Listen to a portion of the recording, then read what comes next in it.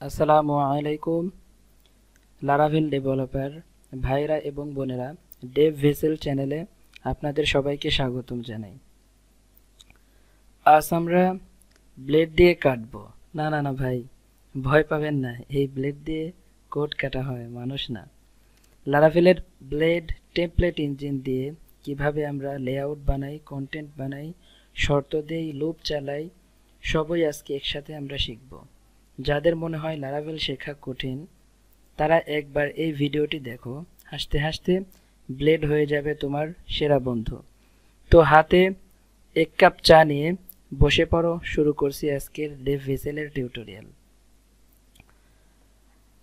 Laravel blade directives এখানে আমরা দেখছি আর কি। আমি প্রথমে জাস্ট একটু ব্রিফিং করে নিব, যে এইটার আমি লিখে রাখছি যাতে তোমাদের আমার এই ফাইলটা আমি দিয়ে দেবো। এই ফাইলটা একবার তোমরা নজরে দিবা, তাই তোমাদের আয়ত্ত হয়ে যাবে আর কি। যে এক্সটেন্ড কেন ইউজ করি আমরা, কোনো মেইন লেআউট ফাইলকে ব্যবহার করার জন্য আর কি আমরা ইউজ করি আর কি।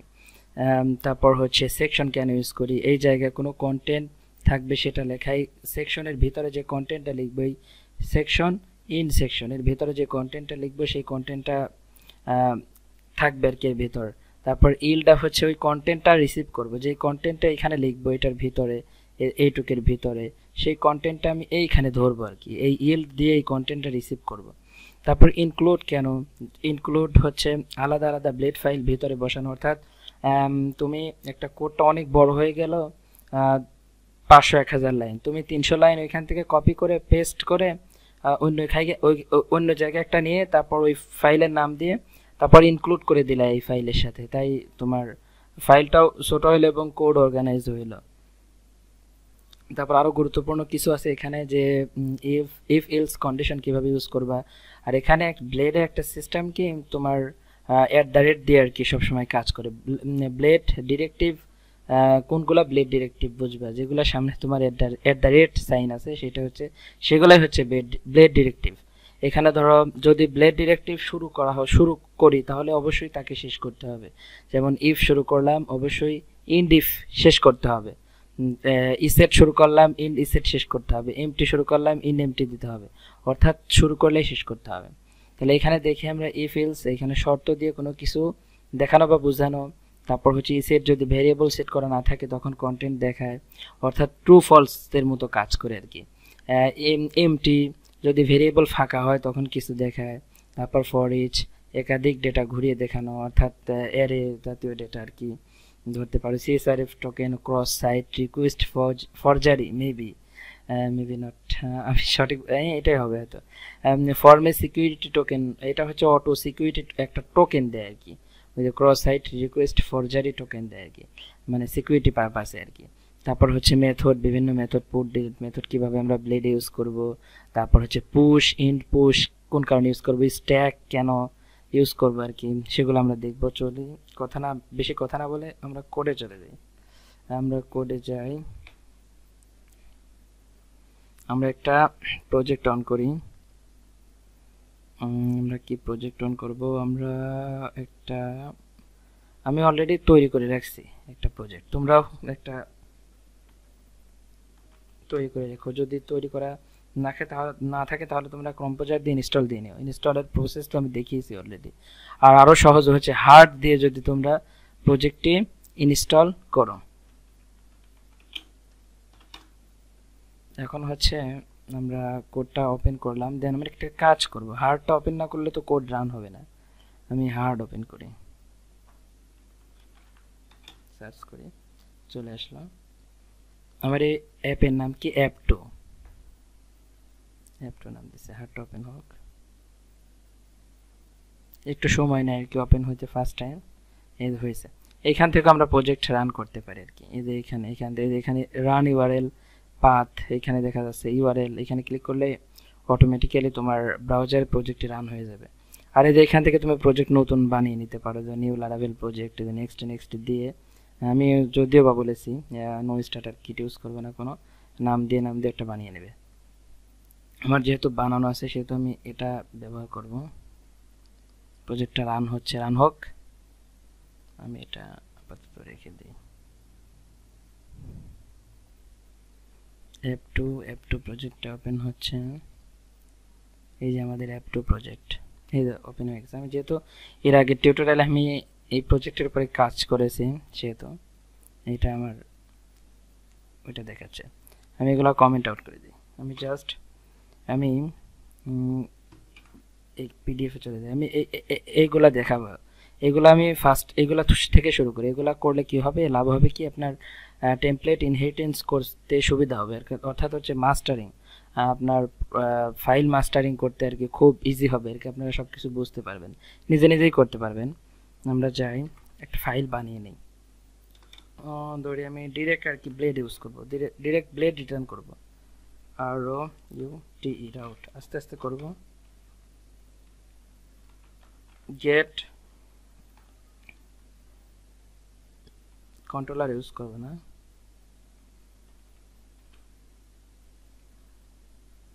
Function anonymous function. যে ফাংশনের নাম থাকে না সেই ফাংশনকে অ্যানোনিমাস ফাংশন বা কলব্যাক ফাংশন বলা হয়। এটা হচ্ছে সেই ফাংশন, অ্যানোনিমাস বা কলব্যাক ফাংশন। একটা ভিউ রিটার্ন করব। ভিউ এর একটা কি নাম দিব, একটা ভিউ তো রিটার্ন করতে হবে না আমাকে, অবশ্যই আমাকে একটা ভিউ ফাইল তৈরি করে নিতে হবে।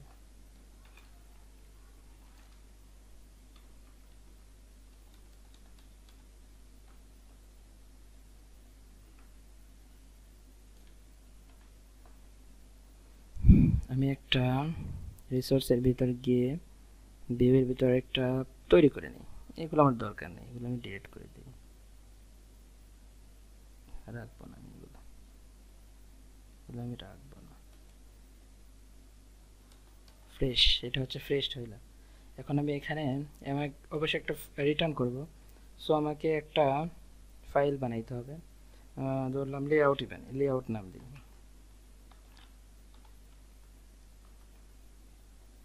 একটা কাজ করি আরো সহজভাবে, একটা ফোল্ডারের ভিতরে রাখি।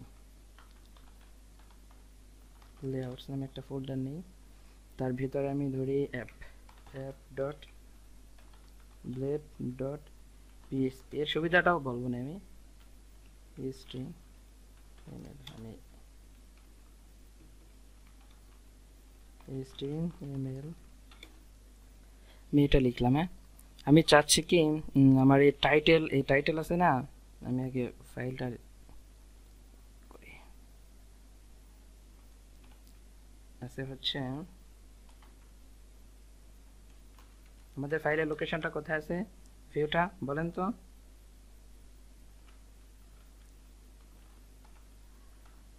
লেআউটস এর ভিতরে কি অ্যাপ।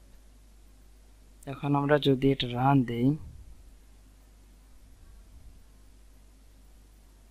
চলে এই তো। আমরা কোথায় ভুল করছি দেখেন, ROUTE স্পেলিং মিস্টেক করছি। কিছু কিছু কাজ আমি নিজেও করবো আর কি, নিজেই ভুল করে দিব, যাতে আপনারা জিনিসটা ধরতে পারেন আর কি, যাতে বুঝতে পারেন। দেখেন আবার কি ভুল করছি, ROUTE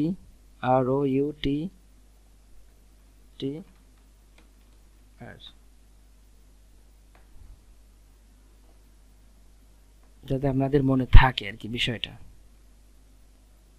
রাউট লিখতে হবে, ROUTE রাউট। জাস্ট আমি দেখাবো আর কি আজকে, পরে আমি টেমপ্লেট ইনহেরিটেন্স নিয়ে বিশদ আলোচনা করবো। এই যে ডকুমেন্ট দেখতে পাচ্ছি আমরা, HTML ফাইলটা পেয়ে গেছে। আমি জাস্ট এখানে লিখবো ইল্ড লিখি, টাইটেল এখানে তো টাইটেল লিখতে হবে। আমি টাইটেলটাও ডাইনামিক আনবো, YIELD ইল্ড টাইটেল নাম দিলাম। যদি না থাকে তাহলে ডিফল্ট ভাবে দেখাবে হচ্ছে পেজ টাইটেল। এখন কিন্তু ডিফল্ট ভাবে কোনো আমি টাইটেল পাঠাইনি, সো দেখাবে কি আমার পেজ টাইটেল দেখাইছে।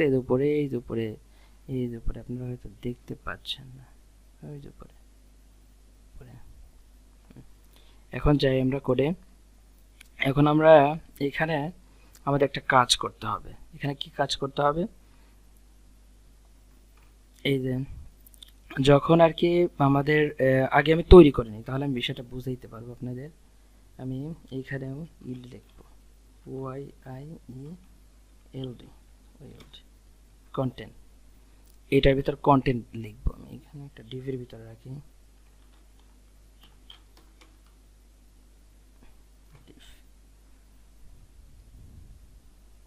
আমি কিছু ইউজ করি নাই, বুটস্ট্র্যাপ ইউজ করি নাই, কিছু ইউজ করি নাই আর কি, এমনি জাস্ট দেখাচ্ছি আর কি। তারপর হচ্ছে আমরা একটা ফাইল মেক করব। ধরে আমার এই ফাইলের সব কিছু আমি একটা এখানে বুটস্ট্র্যাপের সিডিএন ইউজ করি, বুটস্ট্র্যাপের সিডিএন ইউজ করি, বুট এসটিএম।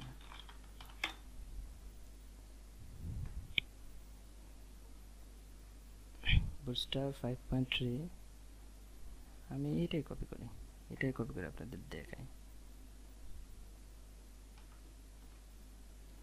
তাহলে টাইটেলের এখানে আমি লিখব এটা,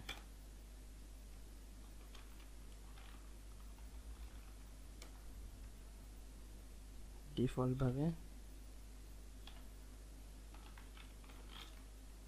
একবারে ফুল ভাবেই দেখানো হয়ে যাচ্ছে।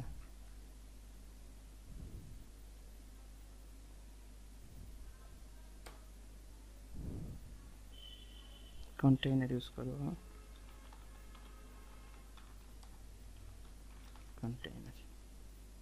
এখন হচ্ছে ইল্ড। আমি চাচ্ছি যে আমার বুটস্ট্র্যাপ, ধরুন আমি এখানে সিডিএন ইউজ করলাম, এর উপকারিতা কি, আসলে যে কাজটা করছি এই কাজের উপকারিতা কি। আমি বারবার আমার এই পেজ ধরেন আমি এখানে বুটস্ট্র্যাপের সিডিএন এখানে দিলাম, আমি লিঙ্ক করলাম। জাস্ট আমি প্রত্যেক পেজে আমার যখন বুটস্ট্র্যাপ লাগবে, যে ব্লেড ফাইলে, সেই ফাইলেই আমার বুটস্ট্র্যাপ সিডিএন ইউজ করতে হবে, অর্থাৎ প্রত্যেক ফাইলের জন্য আমাদের আলাদা আলাদা ইউজ করতে হবে। সেটা প্যারাদায়ক না। ধরুন আমি আরেকটা ফোল্ডার বানাইলাম, এখানে হোম দিলাম, ডট জেড ডট পিএসপি, আমি এখানে কিছু লিখলাম, তাহলে কিন্তু এখানে আমার বুটস্ট্র্যাপ লিঙ্ক করতে হবে, তাছাড়া কিন্তু আমার বুটস্ট্র্যাপ পাবে না।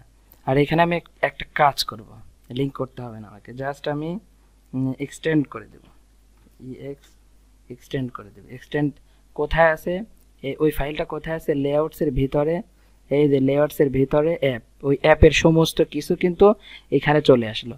অর্থাৎ এইখানে যেই জিনিসগুলো আছে, যে সিডিএনগুলো আছে, এভরিথিং আর কি এইখান থেকে আমি কন্ট্রোল করতে পারি।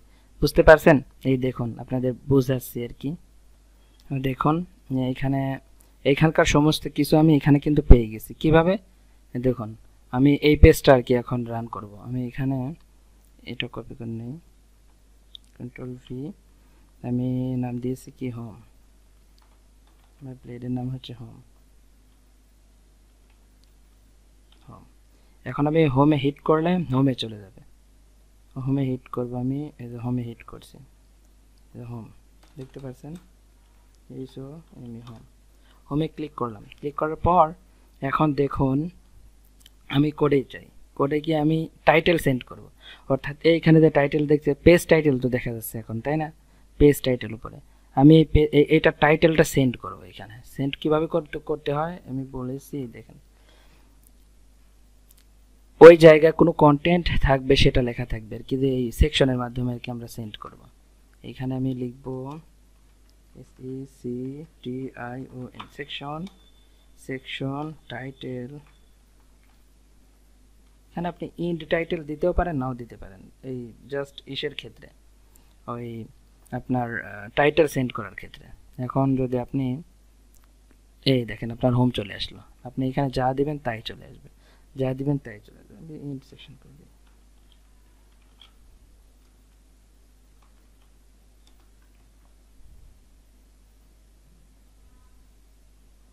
ইন্ডে সমস্যা করবে আর কি। ইন্ড সেকশন করলে কি করতে হবে আপনাকে, আপনাকে এখানে জাস্ট টাইটেল লিখতে হবে, এইখানে লিখতে হবে, এখানে হোম লিখতে হবে। এই দেখুন কাজ করছে, এইভাবে লিখতে হবে। আর যদি আপনি শুধু সেকশনের ভিতর লেখেন তাহলে আপনাকে কমা দিয়ে এটা হয়ে যাচ্ছে। এখন আমাদের কি করতে হবে, কন্টেন্ট। এখানে আমরা কন্টেন্ট নেব, এই কন্টেন্টের ভিতরে আমরা কন্টেন্ট দেখাবো আর কি। দেখুন এখানে দেখুন আমি একটা কিছু এখানে লিখি, প্রমাণ দেওয়ার জন্য।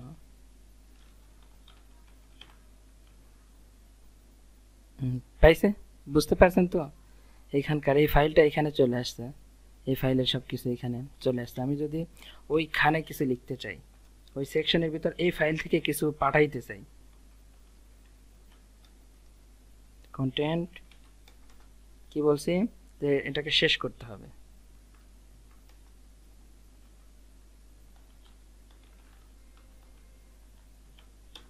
এন্ড করতে হবে, টেক্সট ফরম্যাটিং নেই, এখানে এটা কেটে দেই, এটা আমার দরকার নেই। আমি এটা কিন্তু পাঠাচ্ছি, এটার মাধ্যমে আর কি আমি এই ডাটাটা এইখানে পাঠাচ্ছি ইল্ডের ভিতরে।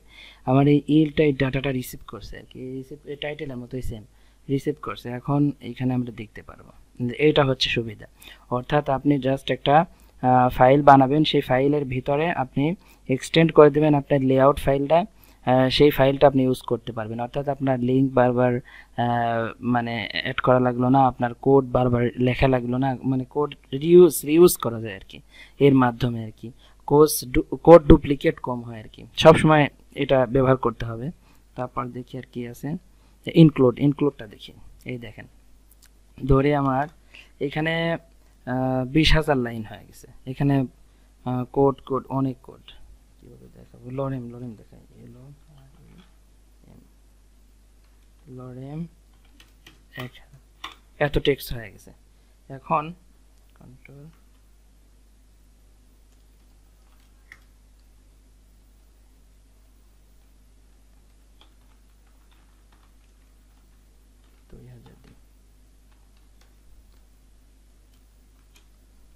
আপনার এতগুলা টেক্সট হয়ে গেছে। আপনি চাচ্ছেন হচ্ছে আপনি এতগুলা জিনিস আপনি ফাইলে রাখতে চাচ্ছেন না, আপনি মানে কি বলবো আপনাকে, কোড দিয়ে দেখাই আসলে। আপনার এখানে ধরুন 10,000 লাইন কোড লেখা হয়েছে, এইগুলাই কপি করে কন্ট্রোল এ কন্ট্রোল সি কন্ট্রোল ভি ধরি মেলা কোড হয়েছে। তখন আমি কি করব, আমি যেই কোডটা আমার সব জায়গায় প্রয়োজন, সব জায়গাতেই প্রয়োজন, আমি জাস্ট এখানে একটা ফাইল লিখব।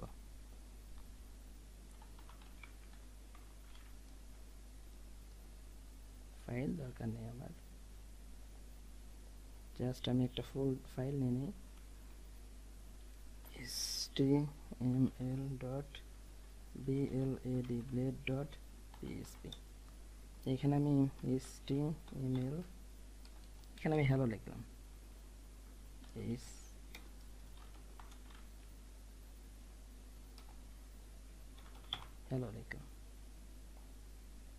হ্যালো পাবে না।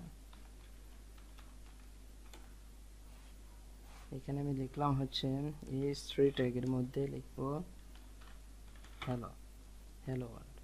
এখন আমি এটার ভিতরে কি কল করব, জাস্ট এই ফাইল, তো এই ফাইলটা আমি এটার ভিতরে ঢুকাই দেবো, এই হোমের ভিতরে ঢুকাই দেবো।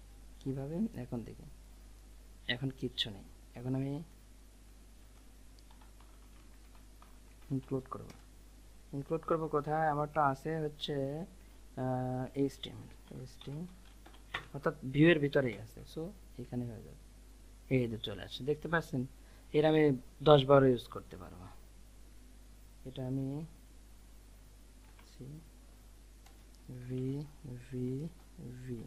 ইচ্ছা মতো ইউজ করতে পারবো, তারপর আবার এখান থেকে আমি আপনাদের ডাটাও পাঠাইতে পারবো। দেখবেন এখান থেকে আমি এইখান থেকে আমি অ্যাসোসিয়েটিভ অ্যারে আকারে ডাটাও পাঠাইতে পারবো এই আমার HTML এর ভিতরে। এটা আমি শো করাবো এখন। এখানে দেখছেন লারাভেল কাজ করছে। আমরা ডাটাও পাঁচ করাইতে পারি আর কি, এই আমার ইনক্লুড গেল।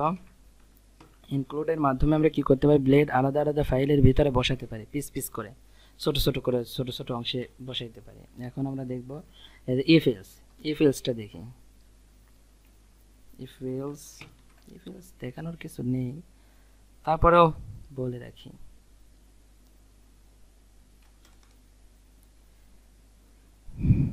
বুঝিয়ে দেই, দেখুন এখানে আমরা করে যাই, আমি ইফ কন্ডিশন বুঝাই। ধরি আমি একটা ভ্যালু পাঠাই, এটা আমার কি হোম, হোমের মধ্যে আমি একটা ভ্যালু পাঠাই,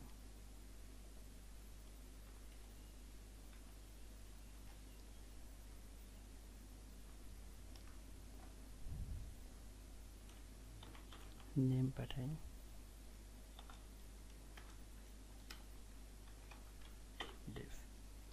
এখন আমি যাই হোমের ভিতরে,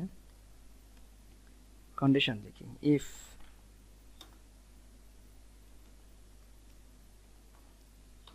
নেম ভেরিয়েবল তো এইভাবে অ্যাক্সেস করতে আমরা জানি, নেম সমান সমান ডিভ হইলে এটা দেখাইবে, আর যদি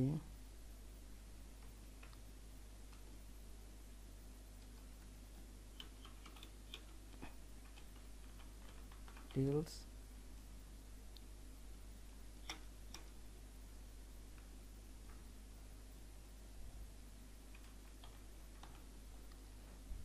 else, এই দেখুন আমাকে কিন্তু শুরু করতে হয়েছে এবং শেষও করতে হয়েছে। আমি আপনার ইফ কন্ডিশন শুরু করছি, শেষ করে লাগছে। যদি আমার নেম সমান সমান ডেভ হয় তাহলে হচ্ছে আমার হোম দেখাবে, তাহলে আমাকে কি দেখানোর কথা, হোম দেখানোর কথা না, হোম দেখাইছে, হোম কি দেখাইছে, হোম না দেখে দেখাই ডেভ, কাজ করছে, বুঝতে পারছেন। আর যদি আমি এখানে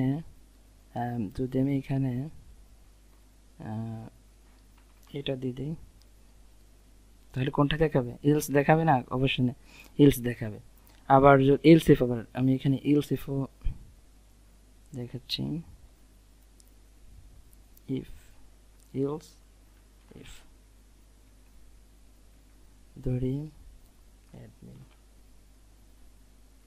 ইলস তো দেখলেন, ইলস ইফ দেখেন, যদি আমি এখানে অ্যাডমিন দিই,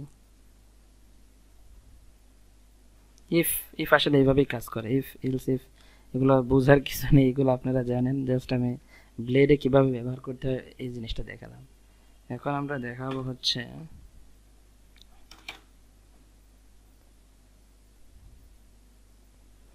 আমরা ইসেট তো দেখলাম, ইসেট কি কাজ করে, ইসেট হচ্ছে চেক করে যে ভেরিয়েবল সেট করা আছে কিনা। ভেরিয়েবল বলতে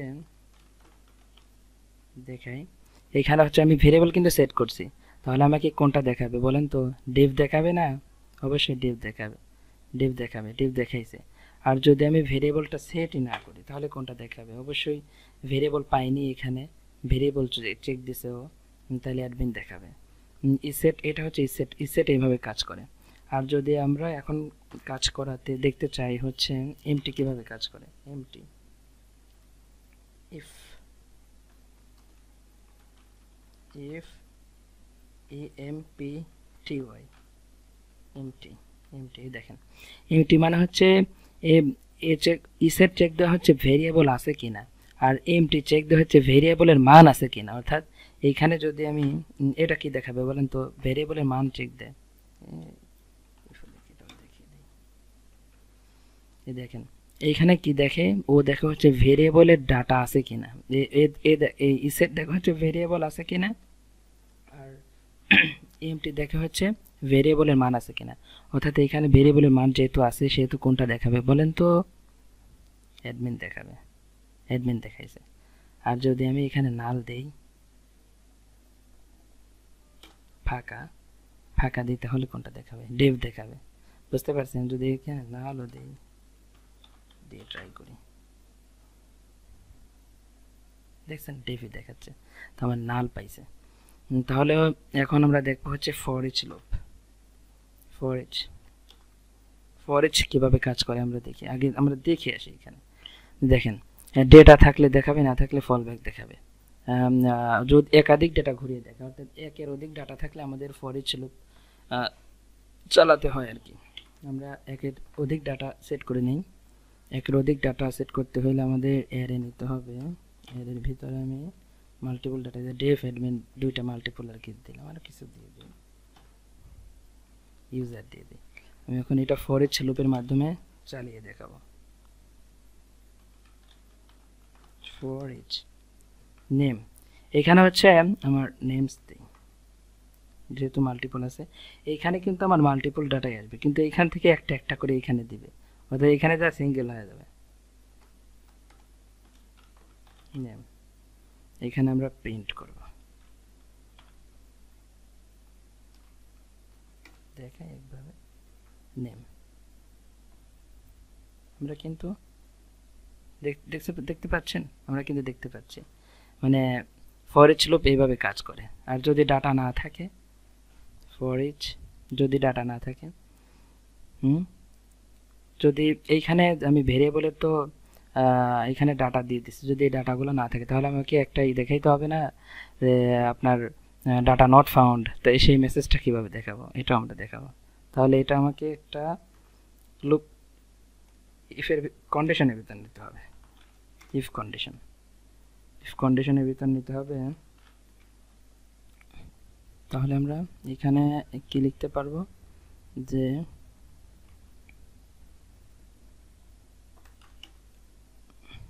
ইনডিফ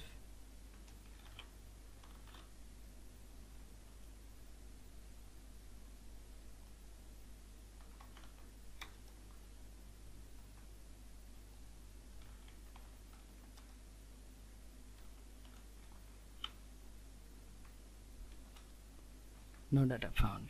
দেখি কি দেখা, এখানে ডাটা আছে, কি আছে, ডাটাগুলো কিন্তু আছে। আর যদি ডাটা না থাকে,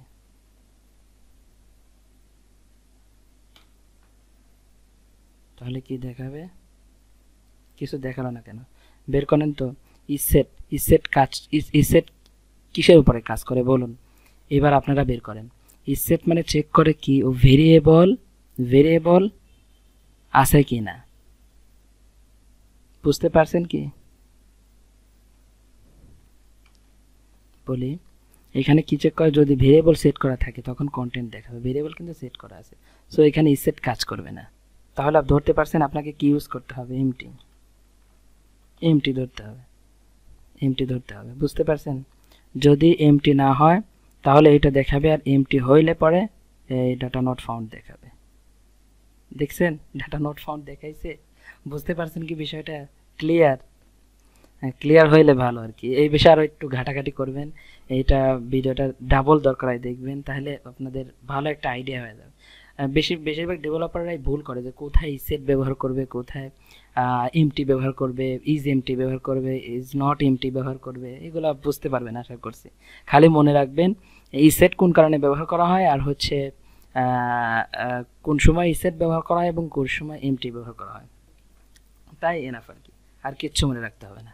আর একটা দেখিয়ে দিই, অ্যারেতে কয়টা ডাটা আছে চেক করে আর কি। আমি এখানে দিলাম এই যে কাউন্ট মানে কি, এই যে নেমসের ভিতরে কয়টা ডাটা আছে চেক করো। যদি ডাটা 0 থেকে, অর্থাৎ 0 থেকে কি বেশি থাকে তাহলে এইটা দেখাবে, যদি কম থাকে তাহলে এইটা দেখাবে। আশা করি কাজ করবে, কাজ করছে কিন্তু। এইভাবে আপনারা করতে পারবেন, এটা হচ্ছে অ্যারেরই একটা মেথড আর কি। এখানে যদি আমি দিয়ে দেই লেভেল, তাহলে কিন্তু ডাটা দেখাবে, কারণ একের থেকে তো অধিক ডাটা আছে, ডাটা এর ভিতরে আছে আর কি, এটাতেও চেক করা যায় আর কি। এগুলা আশা করি বাসায় প্র্যাকটিস করবেন, হাতে কলমে প্র্যাকটিস করলেই ভালো আইডিয়া হয়ে যাবে। তারপর হচ্ছে সিএসআরএফ টোকেন, তো যখন ফর্ম সাবমিট করা হয় তখন সিএসআরএফ টোকেন লাগে, ক্রুড অপারেশন করার সময় আপনারা দেখতে পারবেন, এটা বিষয় না। মেথড পুট এগুলোও দেখতে পারবেন। এখন আমরা দেখব হচ্ছে পুশ এবং ইনপুশ, কোথায় কন্টেন্ট জমা রাখা, এবং যেমন স্ক্রিপ্টিং কন্টেন্ট আর কি নিয়ে কাজ করা।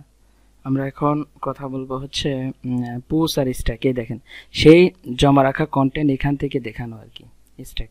আমরা যাই আমাদের ভিএস কোডে, যাতে দেখতে আপনারা ভালোভাবে দেখতে পারেন। আমরা আমাদের মাস্টার লেআউট ফাইলে যাই, ধরে আমি এখানে জাভাস্ক্রিপ্ট কোড লোড করাবো, তাহলে কি লিখতে হবে স্ট্যাক জেএস লিখলাম। এই সেম এই ইল্ডের মতোই আর কি, ইল্ডের মতোই, জাস্ট ইল্ড ব্যবহার করলে আপনাদের সেকশন করে কাজ করতে হয়, সেকশন ইন সেকশন করে কাজ করতে হয়। আর স্ট্যাকের ক্ষেত্রে পুশ ইন পুশ, মানে জেএস ফাইল এবং আপনার সিএসএস ফাইলের জন্য আর কি আমরা স্ট্যাক ইউজ করি আর কি সবসময়। দেখুন আমি এখন এটা ব্যবহার করব, এখানে আমার দরকার নেই, আমি এখন ব্যবহার করব। আমাকে অবশ্যই এটার বাইরে লিখতে হবে, সেকশন তো অন্যটার হিসাব, সেকশন হচ্ছে ওই ইল্ডের। তাহলে আমাকে লিখতে হবে, সরি সাজেস্ট করে তো ঝামেলা, পুশ আমরা কি নাম দিছি জেএস ওইখানে। তাহলে আমরা জেএস এর কিছু লিখি এখানে, জাস্ট দেখবো জেএস রান করে কিনা। তাহলে আমরা এখন কোডে যাই, আমরা সরি এটা তো আমরা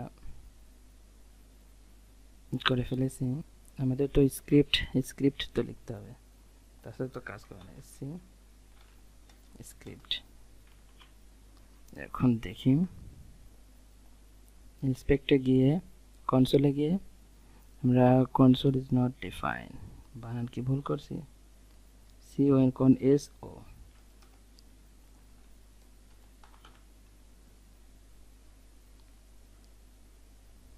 এই দেখুন এখানে কিন্তু রান করছে আর কি, তো আমাকে কাজ করছে।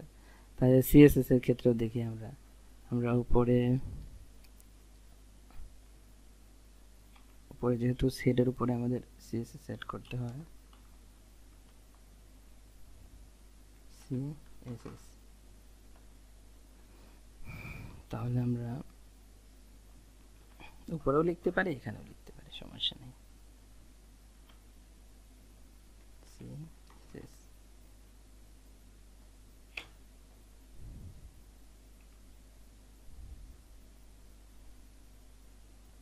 এখন দেখি আমাদের অ্যাপের মধ্যে